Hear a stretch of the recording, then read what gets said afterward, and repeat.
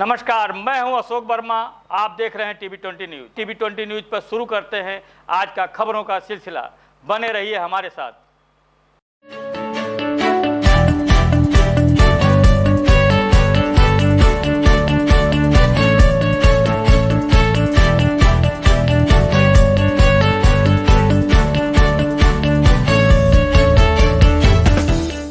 आजमगढ़ जनपद में पुलिस अधीक्षक अनुराग आर्य के निर्देश पर अपराधियों पर नियंत्रण हेतु चलाए जा रहे अभियान के तहत जैनपुर पुलिस ने गैंगस्टर एक्ट के वांछित और 25,000 रुपए के इनामी अभियुक्त समीर पुत्र यूनुस खान निवासी धौरहरा थाना जैनपुर आजमगढ़ को गिरफ्तार किया है। तो ही थाना तरवा पुलिस ने भी 1 किलो 100 ग्राम गांजा के साथ अभियुक्त तेज बहादुर सिंह पुत्र लाल बहादुर सिंह तरवा डिहवा थाना तरवा आजमगढ़ को गिरफ्तार किया है। बात करें अगर गंभीरपुर पुलिस की, तो गंभीरपुर पुलिस ने भी नाजायज 650 ग्राम गांजा के साथ एक अभियुक्त ओम प्रकाश सोनी पुत्र स्वर्गीय श्रीराम सोनी निवासी ग्राम मोहम्मदपुर बाजार थाना गंभीरपुर जनपद आजमगढ़ को गिरफ्तार किया है।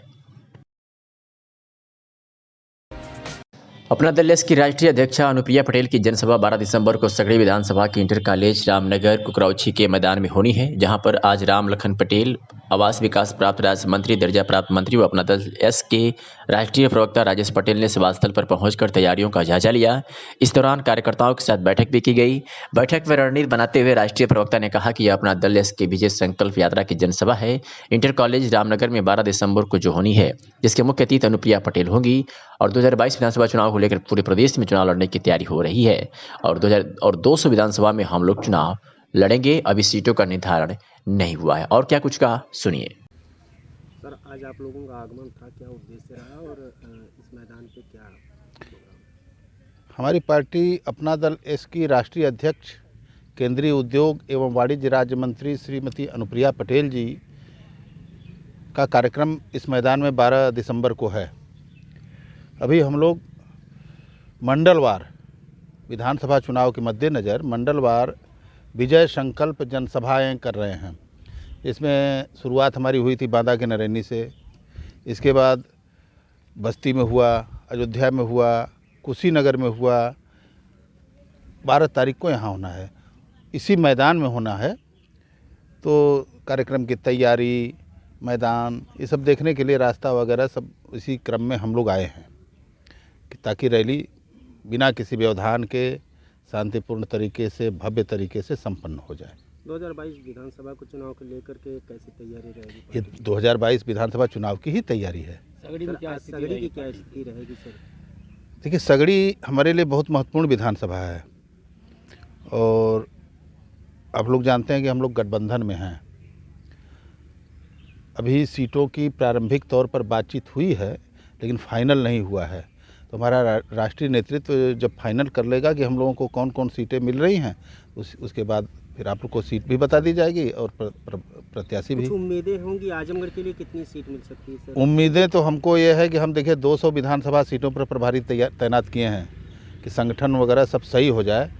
उम्मीद तो हमेशा ज़्यादा ही रहती है, लेकिन समझौते में है तो अब कितनी सफलता मिलती है कितनी नहीं मिलती है समय बता। पार्टी के लोग बड़ी मजबूती से सगड़ी में लगे हुए हैं, सगड़ी पे कुछ बताएंगे? सगड़ी में मजबूती से लगे हुए हैं और सगड़ी में ही नहीं, हमारी पार्टी के लोग बताए तो कि 200 विधानसभा सीटों पर मजबूती के साथ लगे हुए हैं। लेकिन सीटों का निर्धारण अब राष्ट्रीय नेतृत्व हमारी अध्यक्ष जी श्रीमती अनुप्रिया पटेल जी और भारतीय जनता पार्टी के राष्ट्रीय अध्यक्ष जी जब बैठेंगे तो जब तय हो जाएगा तभी कुछ कहा जा सकता है। सगड़ी में क्या मान के चला जाए? हम सब जगह मान के चल रहे हैं, 200 विधानसभा सीट पर मान के चल रहे हैं कि नहीं हम लड़ेंगे। तैयारी हमारी ऐसी ही है, लेकिन अभी कुछ नहीं कहा जा सकता। उम्मीद तो है। हम वहाँ पर ये जब समझौते के टेबल पर हमारे अध्यक्ष उनके अध्यक्ष बैठेंगे तो देखा जाएगा कि कौन सीट हम जीतेंगे, कौन सीट वो जीतेंगे, इसी हिसाब से तय हो जाएगा। ओवरऑल उद्देश्य सरकार बनाना है कि सरकार बने उत्तर प्रदेश में, फिर से भारतीय जनता पार्टी अपना दल इस गठबंधन की सरकार बने। और हम लोग 2014 से लगातार गठबंधन में हैं। 2014 लोकसभा, बुढ़नपुर तहसील बार एसोसिएशन के चुनाव अधिकारी निर्मल लाल श्रीवास्तव द्वारा प्रेस वार्ता का आयोजन किया गया, जिसमें उन्होंने बताया कि बार एसोसिएशन बुढ़नपुर के चुनाव की तिथि घोषित कर दी गई है, जिसमें मतपत्रों की जांच व वापसी की जाएगी। उसी दिन मतगणना की जाएगी। उन्होंने अधिवक्ता संघ के सभी पदाधिकारियों से लेकर बार एसोसिएशन के सभी अधिवक्ताओं से अपील की। अध्यक्ष पद के लिए पंजीकरण शुल्क जमा कर पर्चा खरीद कर नामांकन कर सकते हैं। इस मौके पर बार एसोसिएशन के अध्यक्ष मिथिलेश सिंह मंत्री, सूर्य प्रकाश यादव पूर्व मंत्री, जगत नारायण तिवारी, शीतला प्रसाद चौबे सहित तमाम लोग मौजूद रहे। क्या कुछ कहा चुनाव अधिकारी निर्मल श्रीवास्तव ने, सुनिए। निर्मल कुमार लाल एडवोकेट, चुनाव अधिकारी, तहसील बार एसोसिएशन बुढ़नपुर। चुनाव वर्ष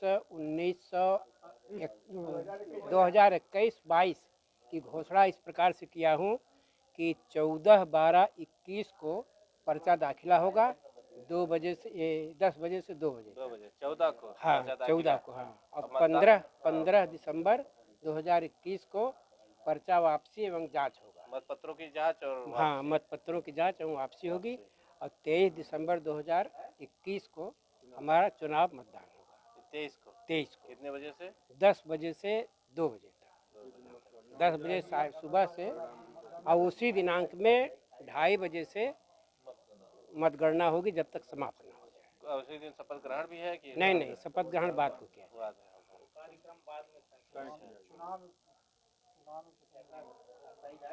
अभी तो प्रत्याशियों की घोषणा या अभी प्रत्याशियों घोषणा नामांकन के बाद होगी। नामांकन के बाद ही की जा सकती है। नामांकन जो दिनांक को हम रखे हैं, अच्छा, कुछ फीस वगैरह में जो बढ़ोतरी की गई है? फीस वगैरह में बढ़ोतरी की गई है। कितना? पहले अध्यक्ष पद के लिए 1000 था, अब उसको 1500 कर दिया गया है। 1500? मंत्री के लिए भी 1000 था, उसको भी 1500 कर दिया गया है। इतने महंगाई आई क्या इसमें? अरे भाई, हम कहला हमारे एसोसिएशन में, हमारे एल्डर कमेटी में जो भी तय हुआ, पास हुआ, वो सर्वसम्मत से हमने पास किया है। चलिए, ठीक है। मैं सूर्य प्रकाश यादव, मंत्री बार एसोसिएशन आजमगढ़। आज हमारा कार्यकाल तहसील बार बुढ़नपुर का पूर्ण हुआ है। आज हम लोग एक चुनाव मीटिंग किए थे, उसमें हमने आय व्यय का ब्यौरा दिया है। लगभग 12 लाख रुपया हमने इस साल इनकम किया है। 12 लाख रुपए? 12 लाख रुपए। ये सबसे बड़ी आय है कि इसके पहले से भी ज्यादा कभी आय? ये सबसे बड़ी आय, आज की सुबह में सबसे बड़ी आय ये है। अच्छा, ये आय आप कैसे करते हैं? ये हम लोग वकालतनामा है और है वकालतनामा है। वकालतनामा है जी। अच्छा, हमेशा छमाही और सालाना कब लगता है? क्या वकालतनामा रोज हमें बराबर बिकता है हमेशा। हाँ, साल भर बिकता रहेगा। अच्छा, हाँ, चंदा है वही। हाँ, मासिक चंदा है। अच्छा, इसे को व्यय कहाँ करेंगे आप? जो अब ये आपदा राहत कोष हम लोगों को बना है अधिवक्ताओं का, उसमें 22 लाख हम लोग समय फिक्स किए हैं अधिवक्ता हित में। कोई अधिवक्ता बीमार होता है उसको इसी कोष से हम लोग देते हैं आपदा। चलिए, अच्छा आप बताइए, आप मतलब 1 साल 3 माह जी कार्यकाल तो आपका पूरा हो चुका है जी। बस शपथ ग्रहण और चुनाव हो जाए तो उसके बाद आप पूर्व मंत्री हो जाएंगे। जी। कहीं आपको नहीं लगता कि अधिवक्ता संघ कमजोर पड़ रहा है बुढ़नपुर तहसील नहीं, पूरे जिले में? नहीं, अधिवक्ता संघ तो कमजोर नहीं है। अधिवक्ता संघ उस भी बुढ़नपुर बार तो पूरे जिले में नंबर 1 का बार रहा है और है भी इस समय। ये बात नहीं है। हाँ, ये है कि आप लोग जो कह रहे हैं उससे सरकार आजमगढ़ में पुलिस अधीक्षक अनुराग आर्य द्वारा जन सुनवाई के दौरान कुल 46 प्रार्थना पत्रों के निस्तारण हेतु संबंधित अधिकारियों को निर्देश दिए गए हैं। मौके पर जाकर शिकायतों की तत्काल करें, निष्पक्ष व न्यायोचित जांच कर विधिक निस्तारण सुनिश्चित करने हेतु पुलिस अधीक्षक आजमगढ़ अनुराग आर्य ने निर्देश दिया है।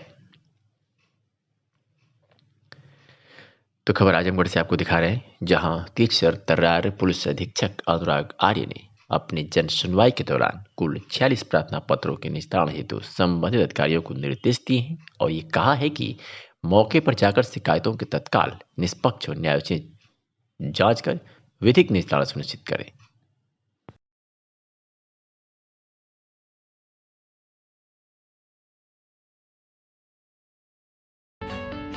इस खबर के प्रायोजक हैं शांति ग्रुप ऑफ इंस्टीट्यूशन, अमौड़ा, गोसाई की बाजार, आजमगढ़, जिसके प्रबंधक हैं दीपक राय।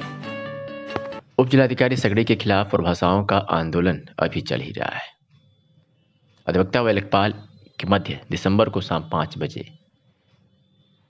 अधिवक्ता प्रतीक यादव पुत्र करमवीर यादव ने लेखपाल अमित सिंह के साथ अभद्रता किया था, जिसको लेकर लेखपाल संघ आंदोलित हो गया और जीयनपुर कोतवाली पर प्राथमिकी दर्ज कराने हेतु तहरीर दिया, परंतु दिनांक 9 दिसंबर तक एफआईआर तक दर्ज नहीं की गई थी। इसके खिलाफ समस्त लेखपाल संघ व अन्य कर्मचारियों ने मिलकर तहसील परिसर में एसडीएम के कार्यालय के सामने धरना देने लगे और अपनी मांग मनवाने के लिए अड़े रहे। लेखपाल संघ का कहना है कि जब तक एफआईआर दर्ज कर दोषी अधिवक्ता के खिलाफ कार्रवाई नहीं की जाएगी, तब तक हम लोग शासकीय कार्य बाधित रखेंगे। इस धरना में उत्तम कुमार सिंह तहसील अध्यक्ष, अरुण कुमार गुप्ता तहसील मंत्री, राजकुमार सिंह सहित तमाम कर्मचारी उपस्थित थे। अरुण कुमार गुप्ता तहसील लेखपाल संघ का मंत्री। आज कैसा आप लोग प्रदर्शन कर रहे हैं? प्रदर्शन इस बात के लिए है कि 7 तारीख को हमारे एक लेखपाल साथी के साथ अधिवक्ता प्रतीक यादव द्वारा अभद्रतापूर्ण व्यवहार करते हुए जान से मारने की धमकी दी गई और उनके सरकारी अभिलेख को फाड़ करके सरकारी कार्य में बाधा पहुंचाया गया। इसकी सूचना आप लोग पुलिस को दिए हैं? इसकी सूचना एक प्रार्थना पत्र एफआईआर के लिए हम लोग लेकर जीयनपुर कोतवाली में पहुंचे थे, लेकिन अभी आज तक एफआईआर लिखी नहीं गई। लेकिन वो लोग तो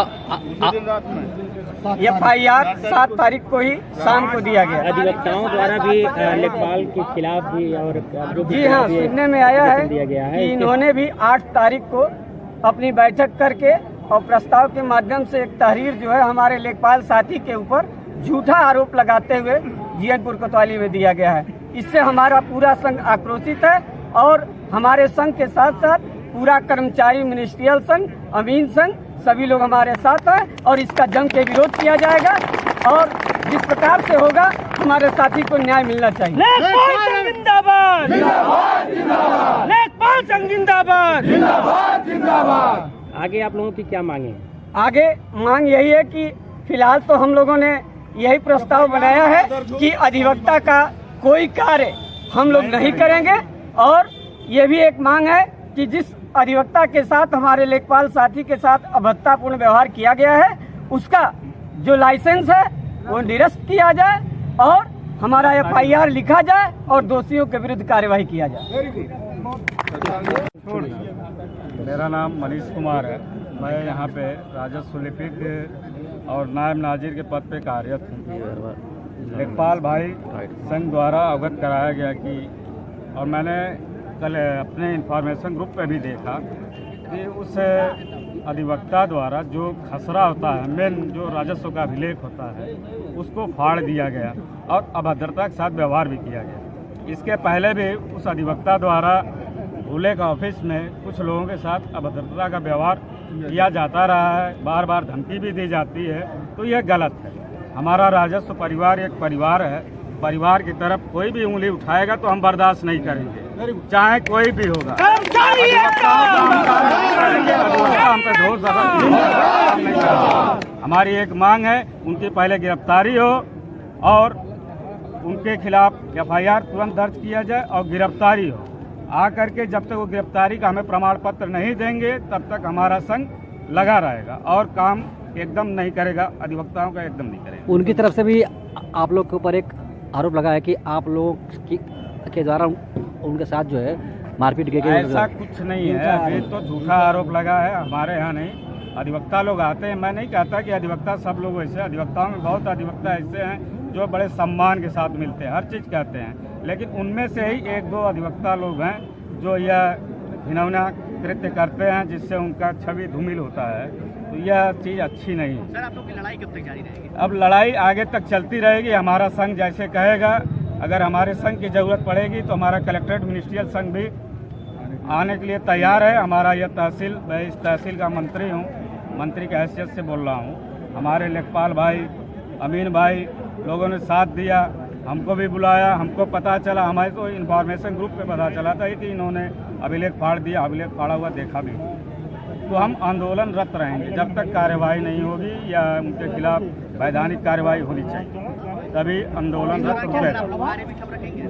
नहीं, कार्य ठप नहीं रखेंगे, अपना शासकीय कार्य जारी रहेगा। हमारा यह है कि अधिवक्ताओं का कार्य नहीं करेंगे, कोई काम होगा अधिवक्ताओं का नहीं करेंगे। आज लखनऊ में विनय वर्मा स्वर्णकार के आवास पर संदीप सोनी लखनऊ, संजय रस्तोगी लखनऊ, रामसेवक सर्राफ गोरखपुर, अजय वर्मा जेएमडी बस्ती, विवेक सोनी अम्बेडकर नगर, विपिन कुमार सोनी पत्रकार अम्बेडकर नगर, राजेश वर्मा संपादक महाराजगंज सहित स्वर्णकार समाज को लेकर राजनीतिक, सांस्कृतिक, सामाजिक आदि अधिकारों को लेकर चर्चा एवं मंथन किया गया।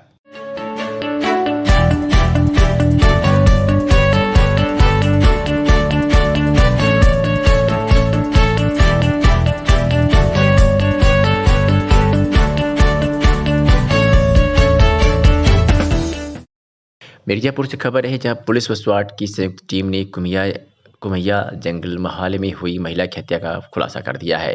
बता दें कि थाना अरौरा क्षेत्र अंतर्गत कुमैया जंगल में रिंका देवी पत्नी बेचन बिंद निवासी कुमैया जंगल महल थाना अरौरा जनपद मिर्जापुर उम्र करीब 28 वर्ष का शव मिला था, जिसके संबंध में वादे संजय कुमार पुत्र रामकृष्ण बिंद निवासी सदापुर थाना चकिया जनपद चंदौली की दर्ज के आधार पर मुकदमा पंजीकृत किया गया था और पुलिस अधीक्षक मिर्जापुर द्वारा थानाध्यक्ष अरौरा व स्वाट टीम प्रभारी राम स्वरूप वर्मा के नेतृत्व में टीम गठित की गई थी और आज पुलिस ने इस घटना का खुलासा कर दिया है और घटना खारिज करने वाले अभियुक्त संतोष बिंद पुत्र राम दुलार बिंद निवासी बहेरा कुशबी थाना चुनार जनपद मिर्जापुर को गिरफ्तार किया गया, जिसने पूछताछ में अपनी द्वारा मृतका रिंका की हत्या करने की बात भी स्वीकार की है।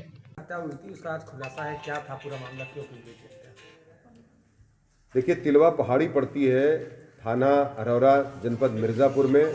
दिनांक 4/5 की घटना है ये और 6 तारीख को, चूँकि जंगल में वो पहाड़ी पड़ती है तो पुलिस को 6/12 को वो शव मिलता है, उसकी शिनाख्त होती है। पुलिस तमाम लोगों की पूछताछ हमारे स्वाट टीम, पुलिस उपाधीक्षक मड़िहान और एसओ अरौरा की टीम इस पर कार्यरत होती है। वरिष्ठ अधिकारियों द्वारा भी मौका मुआयना किया जाता है।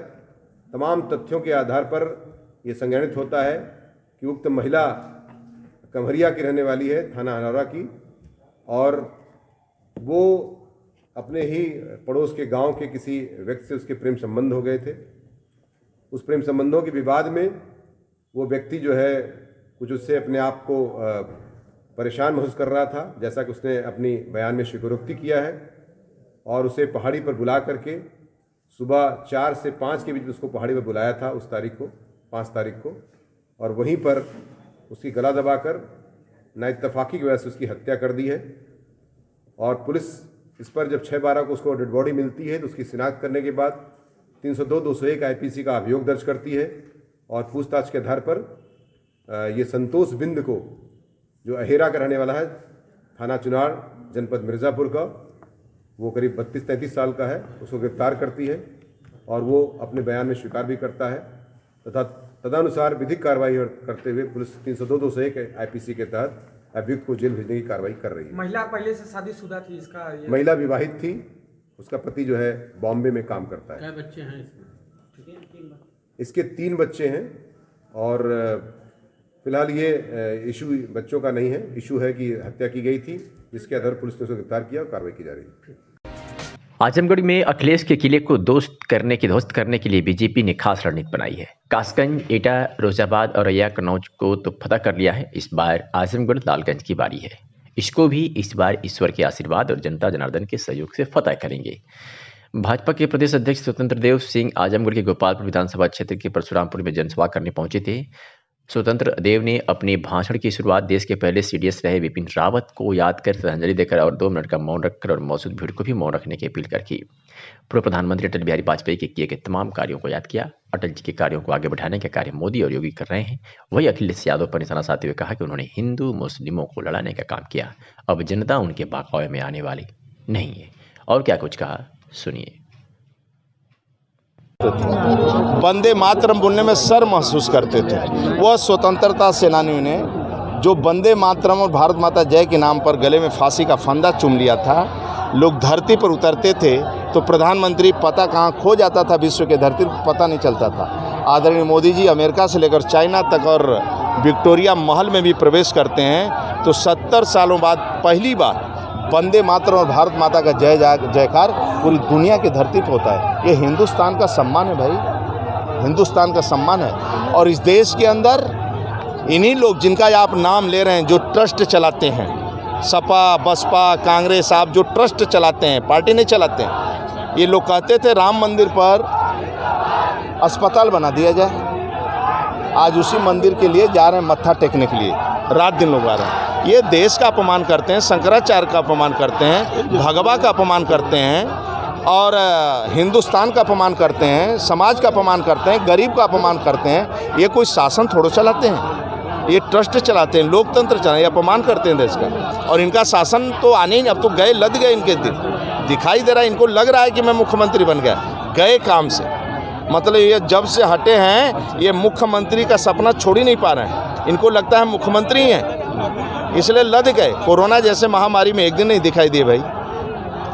आदरणीय योगी जी रात दिन बीमार होने के बाद में राज्य जनता की सेवा करते रहे, जान जहान दोनों बचाने का काम किया। सर, आजमगढ़ को आप जिस तरह से केंद्र बना करके एक भारतीय जनता पार्टी कई कार्यक्रम में देखूं तो पिछले महीने में 4 कार्यक्रम, बड़े कार्यक्रम लगे, दोबारा, तो क्या ऐसा नहीं लगता कि आप पूरा अखिलेश का जो गढ़ कहा जाता है अभी तक रहा है, आप उसको तोड़ने के लिए रणनीति बना रहे हैं भारतीय जनता पार्टी? देखिए क्या है, फिरोजाबाद, कासगंज, एटा, इटावा, औरैया ख़त्म हो चुके हैं। अब आजमगढ़, लालगंज, आप सबके आशीर्वाद से ये और एक बार उनका किला हम लोग फतेह कर लें, बस ईश्वर मैया और यहाँ का जनता जनार्दन हम लोगों पर आशीर्वाद कर दे, बस इसी के प्रयास में हम लोग जनता।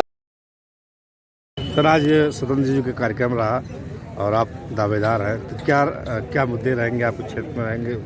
सबसे पहली बात तो आज हम लोग कार्यकर्ता की हैसियत से यहाँ आए हैं, कोई चुनावी दावेदारी की मूड में नहीं आए हैं। आज हम लोग अपने प्रदेश के यशस्वी प्रदेश अध्यक्ष जी को सुनने के लिए आए, सारे कार्यकर्ताओं के साथ यहाँ भारी संख्या में हम लोगों ने उनको सुना। और नीतियों का जहाँ तक सवाल है, उसको आपने हमारे प्रदेश अध्यक्ष जी के उद्बोधन में सुना होगा। वही जो हमारे प्रदेश अध्यक्ष जी कहते हैं, जो हमारे राष्ट्रीय अध्यक्ष जी कहते हैं, जो हमारे प्रधानमंत्री जी कहते हैं, वही भाजपा का हर कार्यकर्ता कहता है और करता है। हमारी भाजपा पार्टी जो है एक अनुशासित पार्टी है और इसमें बिना किसी भेदभाव के सबके साथ सबका विकास के रूप में काम करती है और आगे भी करती रहेगी। उसी के आधार पर आप लगातार इस क्षेत्र में मेहनत कर रहे हैं, तो क्या समाज से जुड़ा हुआ व्यक्ति मेरे ख्याल से जो है, उसे अगर वो वास्तव में समाज से जुड़ा है तो उसको सामाजिक क्षेत्र में और एक क्षेत्र चुन करके उसे काम तो करना ही पड़ता है। मैं भी इस भैरव बाबा की धरती पर गोपालपुर विधानसभा में वही काम करने का प्रयास कर रहा हूँ। गरीबों के बीच में, मजदूरों के बीच में, किसानों के बीच में जा कर के योगी जी की, मोदी जी की नीतियों को और जो भी योजनाएं उनके द्वारा चलाई जा रही हैं, जिनका उनको जो है ज़्यादा से ज़्यादा लाभ मिल सके, चाहे वो आवास से लेकर, शौचालय से लेकर, किसान सम्मान निधि से लेकर, आयुष्मान भारत से लेकर के तमाम ऐसी योजनाएं हैं जो अभी तक दूर दराज के गाँवों में लोगों तक जो है प्रचार प्रसार न होने के कारण जो है नहीं पहुंच पा रही हैं। इसके लिए हम सारे लोग कार्यकर्ता एक साथ मिल करके टोली बना करके गांव-गांव अब हम लोग निकलेंगे और आगे भी निकल रहे हैं, लोगों से संपर्क कर रहे हैं, लोगों को जागरूक कर रहे हैं और लोगों को यह बताने का प्रयास कर रहे हैं कि सरकार आपको ये दे रही है। अभी कोरोना कालखंड को देखते हुए जो हमारे देश के यशस्वी प्रधानमंत्री जी ने और योगी आदित्यनाथ जी ने जो हमको गरीबों के लिए जो अनाज और राशन जो अब तक फ्री किया था, उसको फिर जो है पुनः होली तक जो है पुनः जो है फ्री में राशन देने का काम कर रहे हैं। तो इसको भी हम लोग कोटेदारों के माध्यम से जानने का प्रयास कर रहे हैं कि सबके साथ जो सबको अनाज फ्री में मिल रहा है कि नहीं मिल रहा है। यही सब मेहनत कर रहे हैं और जनता से जुड़े हुए रह रहे हैं, उनको ज़्यादा से ज़्यादा लाभ मिल सके। आजमगढ़ में अखिलेश के किले को ध्वस्त करने के लिए बीजेपी ने खास रणनीति बनाई है। कासगंज, एटा, रोजाबाद और औरैया, कन्नौज को तो फतह कर लिया है। इस बार आजमगढ़, लालगंज की बारी है। इसको भी इस बार ईश्वर के आशीर्वाद और जनता जनार्दन के सहयोग से फतह करेंगे। भाजपा के प्रदेश अध्यक्ष स्वतंत्र देव सिंह आजमगढ़ के गोपालपुर विधानसभा क्षेत्र के परशुरामपुर में जनसभा करने पहुंचे थे। स्वतंत्र देव ने अपने भाषण की शुरुआत देश के पहले सीडीएस रहे विपिन रावत को याद कर श्रद्धांजलि देकर और 2 मिनट का मौन रखकर और मौजूद भीड़ को भी मौन रखने की अपील कर की। पूर्व प्रधानमंत्री अटल बिहारी वाजपेयी के किए गए तमाम कार्यों को याद किया। अटल जी के कार्यों को आगे बढ़ाने का कार्य मोदी और योगी कर रहे हैं। वही अखिलेश यादव पर निशाना साधते हुए कहा कि उन्होंने हिंदू मुस्लिमों को लड़ाने का काम किया, अब जनता उनके बहकावे में आने वाली नहीं है। और क्या कुछ कहा, सुनिए। वंदे मातरम बोलने में सर महसूस करते थे। वह स्वतंत्रता सेनानियों ने जो वंदे मातरम और भारत माता जय के नाम पर गले में फांसी का फंदा चुम लिया था। लोग धरती पर उतरते थे तो प्रधानमंत्री पता कहाँ खो जाता था, विश्व के धरती पर पता नहीं चलता था। आदरणीय मोदी जी अमेरिका से लेकर चाइना तक और विक्टोरिया महल में भी प्रवेश करते हैं तो 70 सालों बाद पहली बार वंदे मातरम और भारत माता का जय जयकार पूरी दुनिया की धरती पर होता है। ये हिंदुस्तान का सम्मान है भाई, हिंदुस्तान का सम्मान है। और इस देश के अंदर इन्हीं लोग जिनका आप नाम ले रहे हैं, जो ट्रस्ट चलाते हैं, सपा बसपा कांग्रेस, आप जो ट्रस्ट चलाते हैं, पार्टी नहीं चलाते हैं। ये लोग कहते थे राम मंदिर पर अस्पताल बना दिया जाए, आज उसी मंदिर के लिए जा रहे हैं मत्था टेकने के लिए, रात दिन लोग आ रहे हैं। ये देश का अपमान करते हैं, शंकराचार्य का अपमान करते हैं, भगवा का अपमान करते हैं और हिंदुस्तान का अपमान करते हैं, समाज का अपमान करते हैं, गरीब का अपमान करते हैं। ये कोई शासन थोड़ा चलाते हैं, ये ट्रस्ट चलाते हैं, लोकतंत्र चलाते हैं, अपमान करते हैं देश का। और इनका शासन तो आने ही नहीं, अब तो गए लद गए इनके दिन, दिखाई दे रहा है इनको, लग रहा है कि मैं मुख्यमंत्री बन गया, गए काम से। मतलब ये जब से हटे हैं ये मुख्यमंत्री का सपना छोड़ ही नहीं पा रहे हैं, इनको लगता है मुख्यमंत्री ही हैं, इसलिए लद गए। कोरोना जैसे महामारी में एक दिन नहीं दिखाई दिए भाई। आदरणीय योगी जी रात दिन बीमार होने के बाद भी राज्य जनता की सेवा करते रहे, जान जहान दोनों बचाने का काम किया। सर, आजमगढ़ को आप जिस तरह से केंद्र बना करके एक भारतीय जनता पार्टी कई कार्यक्रम में देखूं तो पिछले एक महीने में 4 कार्यक्रम, बड़े कार्यक्रम लगे, 2 बार। तो क्या ऐसा नहीं लगता कि आप पूरा अखिलेश का जो गढ़ कहा जाता है अभी तक रहा है, आप उसको तोड़ने के लिए रणनीति बना रहे हैं भारतीय जनता पार्टी? देखिए क्या है, फिरोजाबाद, कासगंज, एटा, इटावा, औरैया ख़त्म हो चुके हैं। अब आजमगढ़, लालगंज आप सबके आशीर्वाद से ये और एक बार उनका किला हम लोग फतेह कर लें, बस ईश्वर मैया और यहाँ का जनता जनार्दन हम लोगों पर आशीर्वाद कर दे, बस इसी के प्रयास में हम लोग जनता। सर, आज स्वतंत्र जी का कार्यक्रम रहा और आप दावेदार हैं, तो क्या मुद्दे रहेंगे, आपके क्षेत्र में रहेंगे? सबसे पहली बात तो आज हम लोग कार्यकर्ता की हैसियत से यहाँ आए हैं, कोई चुनावी दावेदारी के मूड में नहीं आए हैं। आज हम लोग अपने प्रदेश के यशस्वी प्रदेश अध्यक्ष जी को सुनने के लिए आए, सारे कार्यकर्ताओं के साथ यहाँ भारी संख्या में हम लोगों ने उनको सुना। और नीतियों का जहाँ तक सवाल है उसको आपने हमारे प्रदेश अध्यक्ष जी के उद्बोधन में सुना होगा। वही जो हमारे प्रदेश अध्यक्ष जी कहते हैं, जो हमारे राष्ट्रीय अध्यक्ष जी कहते हैं, जो हमारे प्रधानमंत्री जी कहते हैं, वही भाजपा का हर कार्यकर्ता कहता है और करता है। हमारी भाजपा पार्टी जो है एक अनुशासित पार्टी है और इसमें बिना किसी भेदभाव के सबके साथ सबका विकास के रूप में काम करती है और आगे भी करती रहेगी। उसी के आधार पर आप लगातार इस क्षेत्र में मेहनत कर रहे हैं, तो क्या समाज से जुड़ा हुआ व्यक्ति मेरे ख्याल से जो है उसे अगर वो वास्तव में समाज से जुड़ा है तो उसको सामाजिक क्षेत्र में और एक क्षेत्र चुन करके उसे काम तो करना ही पड़ता है। मैं भी इस भैरव बाबा की धरती पर गोपालपुर विधानसभा में वही काम करने का प्रयास कर रहा हूँ। गरीबों के बीच में, मजदूरों के बीच में, किसानों के बीच में जा करके योगी जी की, मोदी जी की नीतियों को और जो भी योजनाएं उनके द्वारा चलाई जा रही हैं, जिनका उनको जो है ज़्यादा से ज़्यादा लाभ मिल सके, चाहे वो आवास से लेकर, शौचालय से लेकर, किसान सम्मान निधि से लेकर,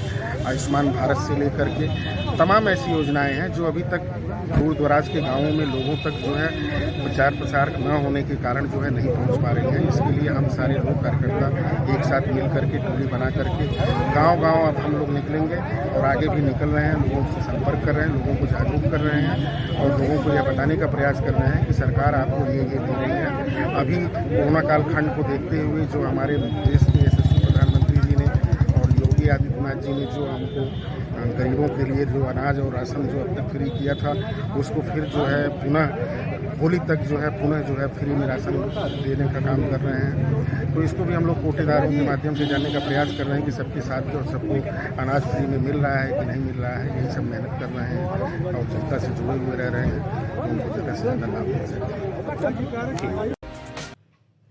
आजमगढ़ जनपद में पुलिस अधीक्षक के निर्देश पर कई अपराधियों को पुलिस ने जेल का दरवाजा दिखा दिया है। बता दें कि थाना सिदारी पुलिस ने एक अजय तमंचा 315 बोर व एक अजय जिंदा कारतूस बोर के साथ अभियुक्त साकिब आलम पुत्र सरफराज अहमद निवासी रामलीला मैदान सिदारी थाना सिदारी जनपद आजमगढ़ को गिरफ्तार किया है। तो वही निजामाबाद पुलिस ने भी 1 किलो 400 ग्राम नाजायज गांजा के साथ एक अभियुक्त मकसूद पुत्र शब्बीर अहमद निवासी ग्राम फरिया थाना निजामाबाद जनपद आजमगढ़ को गिरफ्तार किया है। बात करें अगर जैनपुर पुलिस की, तो जैनपुर पुलिस ने भी एक वारंटी सुनील साहनी पुत्र राजू निवासी ग्राम वार्ड नंबर 6 अजमतगढ़ थाना जैनपुर आजमगढ़ को गिरफ्तार करने में सफलता हासिल की है।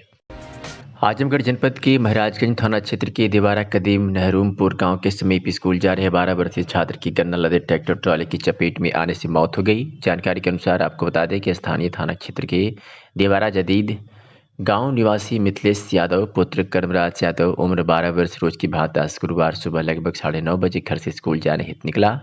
वह अभी दीवारा कदीम नहरूमपुर गांव के समीप पहुंचा था कि पीछे से आ रहे गन्ना लदे ट्रैक्टर ट्रॉली की चपेट में आ गया, जिससे उसकी घटनास्थल पर ही मौत हो गई और ट्रैक्टर चालक वाहन छोड़कर फरार हो गया। आनंद फानन में उपस्थित ग्रामीणों ने इसकी सूचना छात्र के परिजनों व स्थानीय पुलिस को दिया।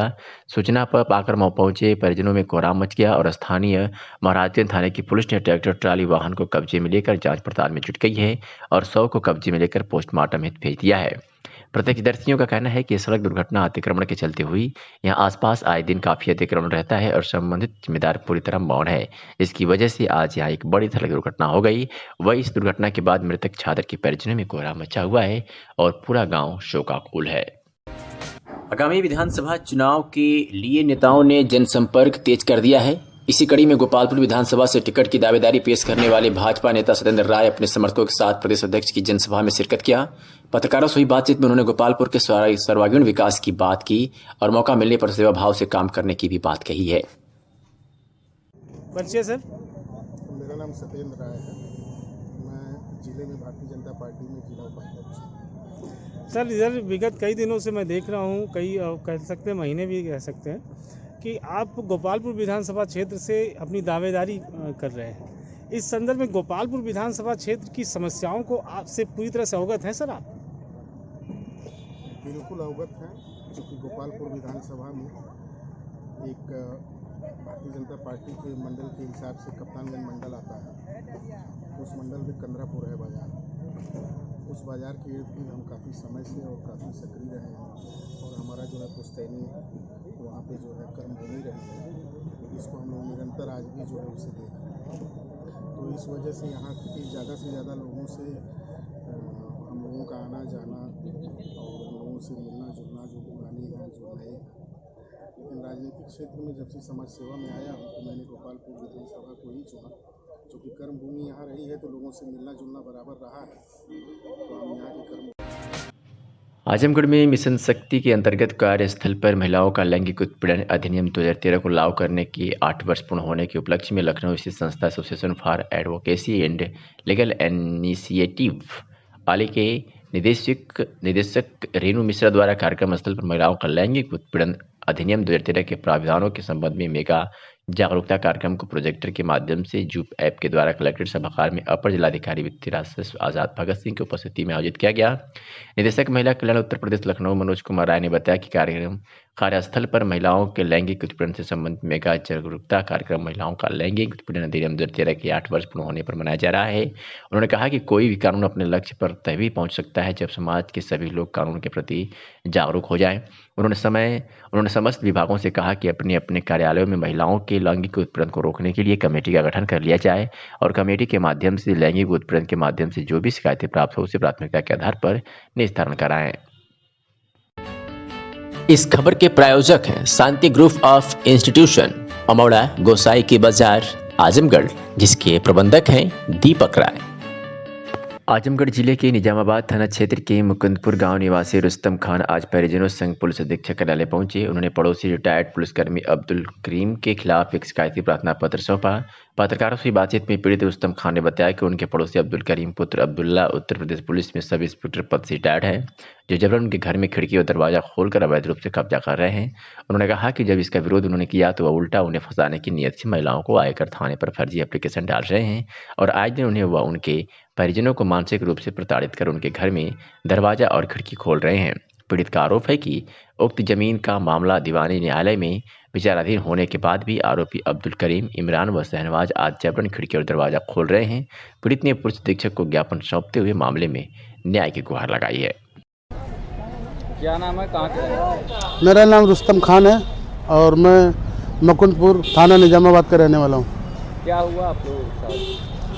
मैं प्रदेश में रहता था तो मेरे बच्चे और मेरी वाइफ वहाँ रहती है घर पे, तो ये रिटायर्ड पुलिसकर्मी हैं और ये जबरन धमका के डरा के मेरी ज़मीन में अवैध कब्जा करना चाहते हैं और खिड़की दरवाज़ा खोलना चाहते हैं। और वहाँ पे जो भी खिड़की दरवाज़ा पहले से वो हमारे फैमिली का, हमारे परिवार का है, इनका कुछ भी नहीं है, ये हमारे फैमिली का भी नहीं है।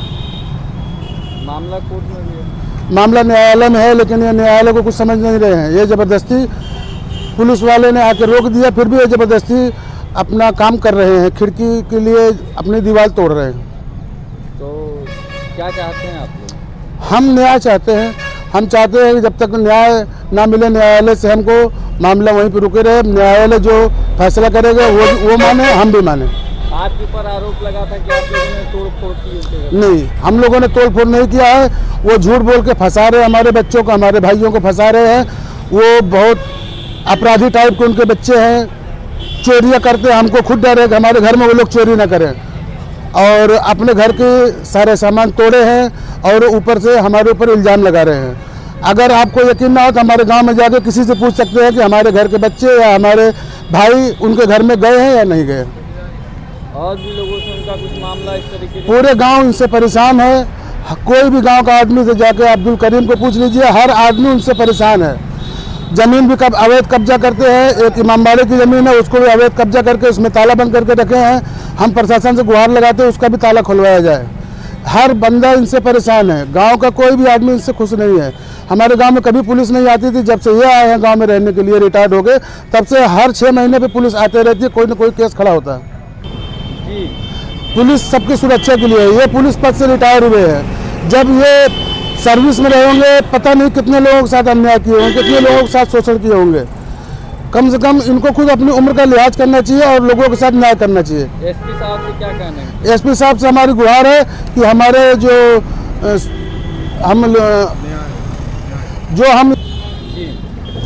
हम एसपी साहब से यही गुहार करते हैं कि मामले की जांच किया जाए और जिसमें दोषी जो है उसको सजा दिया जाए।